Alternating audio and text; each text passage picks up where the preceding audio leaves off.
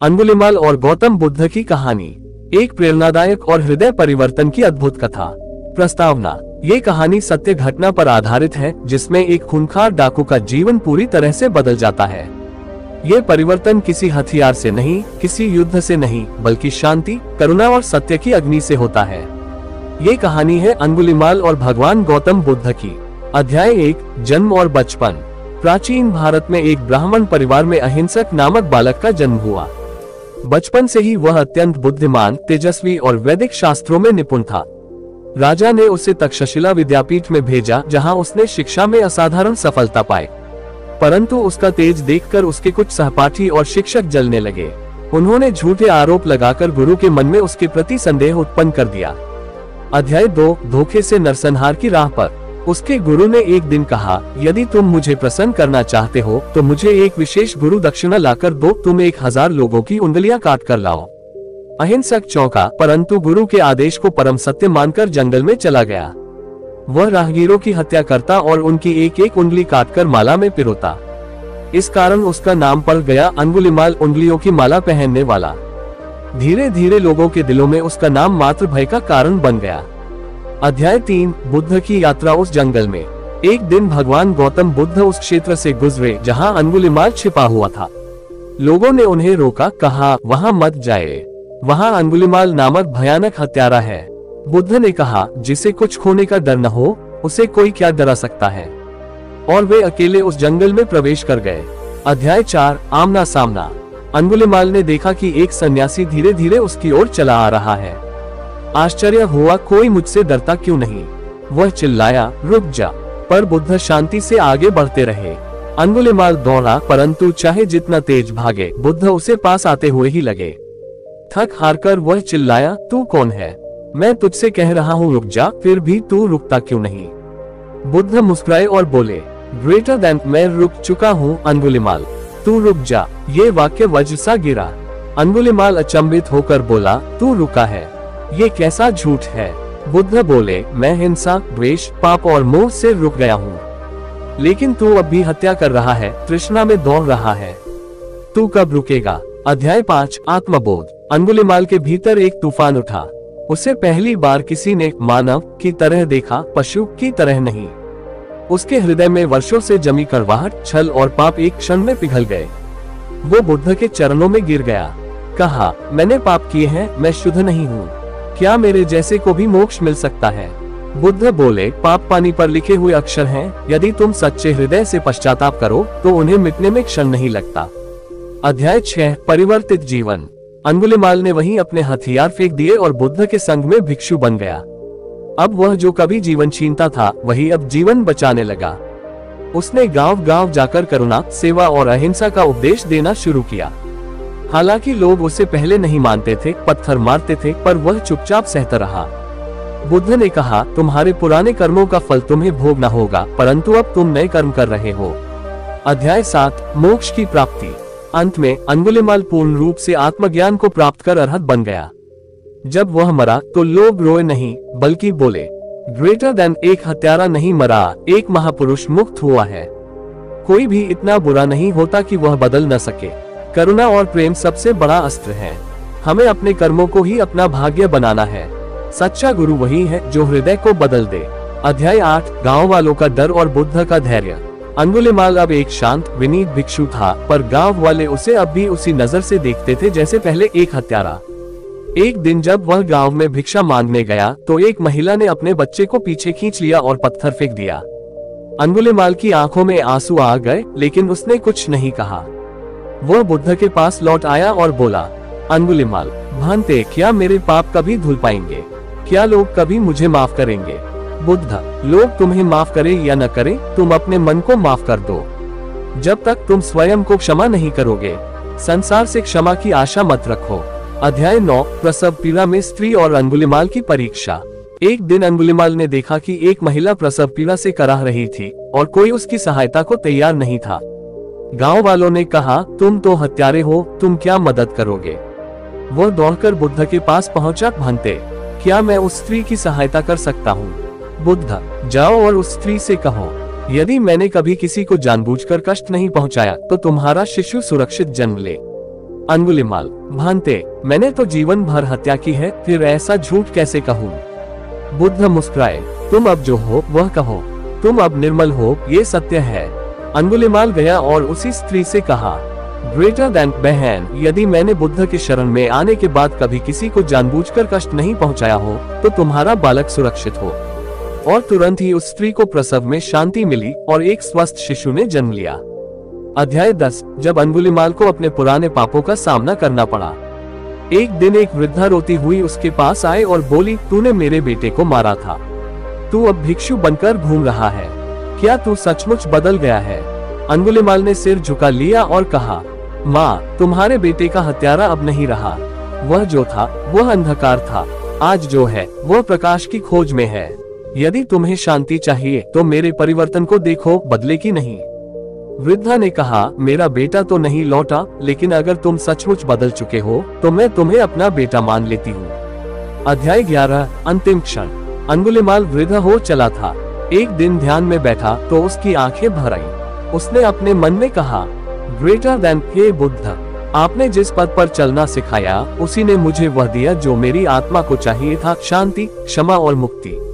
उसकी श्वासें शांत हो गईं। उसी क्षण बुद्ध ने अपने शिष्यों से कहा, आज एक महान आत्मा ने निर्वाण को प्राप्त किया है। अंगुलिमाल अब किसी जन्म में नहीं लौटेगा।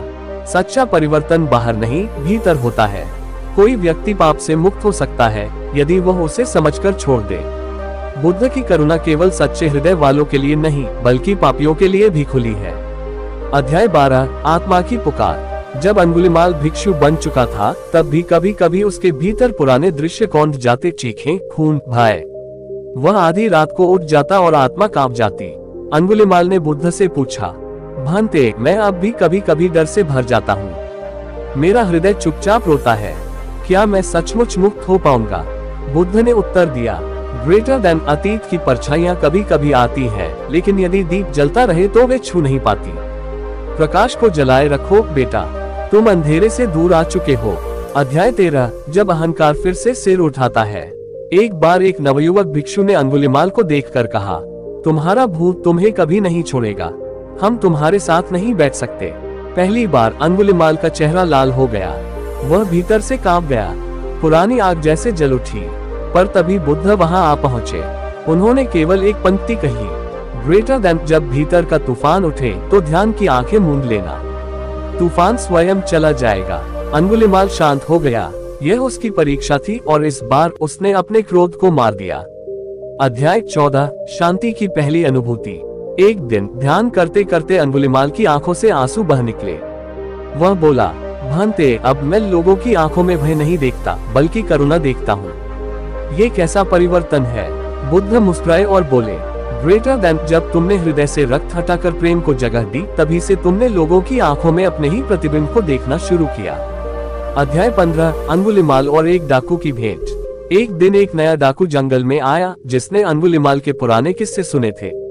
वह उसे ढूंढता हुआ आया और बोला, तू वही अंगुलिमाल है, तू अब भिक्षु बन गया। काय? अंगुलिमाल ने कहा, हाँ, मैं वही हूँ जिसने 100 को मारा, लेकिन अब मैं लाखों को जीवन देना चाहता हूँ। तू भी चाहे तो जीवन की ओर लौट सकता है। डाकू हंसा और चला गया, पर कुछ दिनों बाद वह लौट आया, लथपथ, थका हुआ, और बोला, क्या मैं भी बदल सकता हूँ? अंगुलिमाल ने मुस्कुराकर कहा, ग्रेटर देन, बदलाव का बीज तुम में तब पड़ा जब तुमने सवाल पूछा, अब उसे सिर्फ सिंचाई की जरूरत है। अध्याय 16। जब बुद्ध ने उसे अंतिम नाम दिया। अंतिम दिनों में बुद्ध ने अपने कुछ प्रमुख शिष्यों को नाम दिए। उन्होंने अंगुलिमाल की ओर देखा और कहा, ग्रेटर देन, तुम्हारा नाम अब केवल भिक्षु नहीं रहेगा, तुम्हें मैं नाम देता हूँ शांति विजयी, क्योंकि तुमने उस राक्षस को जीत लिया जो सबसे खतरनाक होता है, अपने भीतर का। हर कोई दूसरे को बदलना चाहता है, पर असली युद्ध खुद से होता है।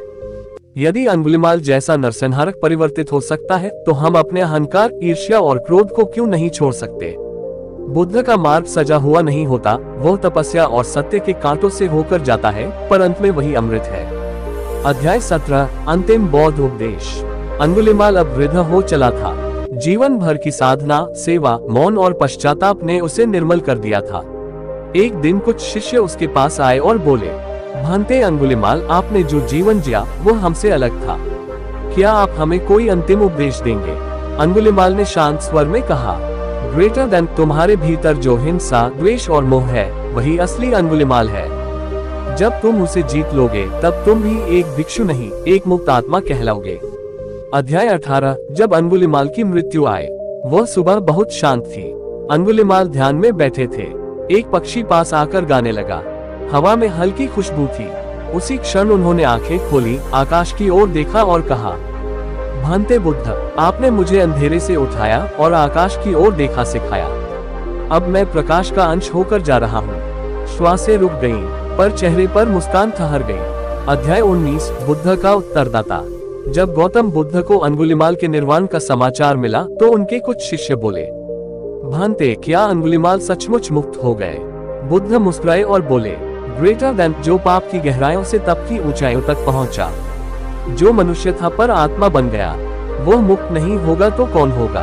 अध्याय 20। जब लोग उनके नाम पर बच्चों का नाम रखने लगे। समय बीता।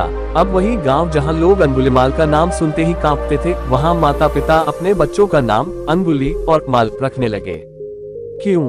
क्योंकि अब वो नाम हत्यारे का नहीं, परिवर्तन और प्रकाश का प्रतीक बन चुका था। हृदय की पुकार, ग्रेटर देन, जो भीतर से जीते वही सच्चा विजेता है। बुद्ध ने कोई चमत्कार नहीं किया, सिर्फ आईना दिखाया। अंगुलिमाल ने वह देखा और बदल गया। अध्याय 21। मृत्यु के बाद की शांति। अंगुलिमाल के देहांत के बाद बुद्ध ने उसकी अस्थियों को उठाकर अपने हाथों से जल में प्रवाहित किया। एक भिक्षु बोला, भांते, क्या यह उचित है? उसके हाथों न जाने कितनों की हत्या हुई थी। बुद्ध ने शांत भाव से कहा, ग्रेटर देन, यदि तुमने उसके पाप देखे होते तो नफरत करते, पर यदि तुमने उसका हृदय देखा होता तो रो पड़ते। मैं उसके भीतर के आंसुओं को देखता था, उसी ने उसे मुक्त किया। अध्याय 22। वह सपना जिसमें अंगुलिमाल प्रकट हुआ। एक रात बुद्ध के प्रिय शिष्य आनंद ने एक स्वप्न देखा। एक ज्योतिर्मय आकृति वन के बीच खड़ी है और कह रही है, ग्रेटर देन, मैं वही हूँ जिसे तुम सबने त्यागा था, पर जिसने अपने भीतर के राक्षस को जलाकर दीप बना लिया। सुबह आनंद ने ये सपना बुद्ध को सुनाया। बुद्ध ने कहा, ग्रेटर देन, जब मनुष्य अपने भीतर की हिंसा को करुणा में बदल दे तब स्वर्ग भी उसे सम्मान देता है। अध्याय 23। अंगुलिमाल का नाम अब भय नहीं, शरण है। उस जंगल में अब लोग अपने दुख सुनाने आते हैं। जहाँ कभी अंगुलिमाल की तलवार गूंजती थी, अब ध्यान की घंटियां बजती हैं। एक स्त्री अपने बेटे को वहां लाए और बोली, बेटा, यहाँ बैठकर आंखें बंद करो। यही वो जगह है जहाँ एक हत्यारा बुद्ध हो गया था। तुम्हारा क्रोध भी यही शांत हो सकता है। अध्याय 24। भविष्य में एक शिष्य। सैकड़ों वर्षों बाद एक युवा भिक्षु ने अंगुलिमाल की कहानी पढ़ी। वह रो पड़ा और कहा, मुझे कोई नहीं समझता, लेकिन यदि अंगुलिमाल को बुद्ध ने अपनाया तो मैं भी आशा कर सकता हूँ। वह आगे जाकर एक महान आचार्य बना। अंगुलिमाल, जो एक समय में मृत्यु का प्रतीक था, अब आशा का स्रोत बन गया। अध्याय 25। बुद्ध के अंतिम वचन अंगुलिमाल को लेकर। बुद्ध जब महापरिनिर्वाण के करीब थे तब उन्होंने अपने सबसे अंतिम संवादों में कहा, ग्रेटर देन, यदि कोई व्यक्ति पूछे क्या एक हत्यारा मुक्त हो सकता है, तो उत्तर देना था, यदि वह अंगुलिमाल की भांति स्वयं को जला दे। फिर मुस्कुराए और बोले, और जब कोई पूछे क्या प्रेम का रूप देखा है, तो कहना था, एक भिक्षु की आंखों में जो पहले कभी हत्यारा था। समापन। जब अंधकार ही दीप बन गया। अंगुलिमाल की कहानी अब पूरी नहीं होती, क्योंकि वह हर उस व्यक्ति में जीवित है जो गलती करता है, गिरता है, पछताता है और फिर उठकर प्रकाश की ओर बढ़ता है।